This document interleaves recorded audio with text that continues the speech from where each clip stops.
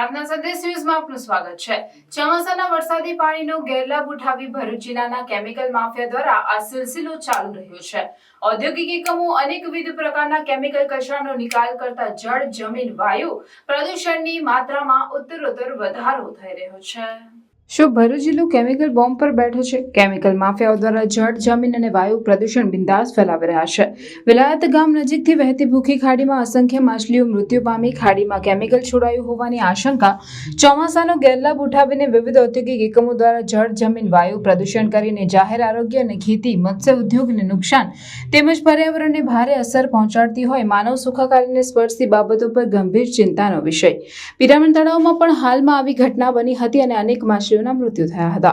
વાગરા તાલુકાના વિલાયત ગામમાંથી પસાર થતી ભૂખી ખાડીમાં ઔદ્યોગિક એકમ દ્વારા કેમિકલ વેસ્ટ પાણી છોડાતા અસંખ્ય માછલીઓના મૃત્યુ થતા ખેડૂતો તેમજ સ્થાનિક નાગરિકોમાં ફફડાટ ફેલાઈ જવા પામ્યો છે। બનાવને પગલે જીપીસીબી સહિત પંચાયતના સત્તાવાળા સ્થળ પર દોડી આવી જરૂરી કાર્યવાહી આરંભી હતી।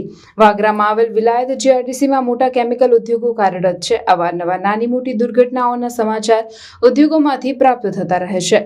આજરોજ આદિત્ય બિરલા ગ્રાસિમ કંપનીના પાછળ અને વિલાયત ગામમાંથી વહેતી ભૂખી ખાડીમાં રહસ્યમય રીતે મૃત માછલીઓ મળી આવતા ચકચાર મચી જવા પામી હતી। માછલીઓના મૃત્યુ કેમિકલ યુક્ત પ્રવાહી છોડવાથી થયું હોવાની બૂમો ઉઠતા આદિત્ય બિરલા ગ્રાસિમ સહિતની વિલાયત જીઆરડીસીમાં કાર્યરત કંપનીઓ સામે શંકાના વાદળો ઘેરાયા છે।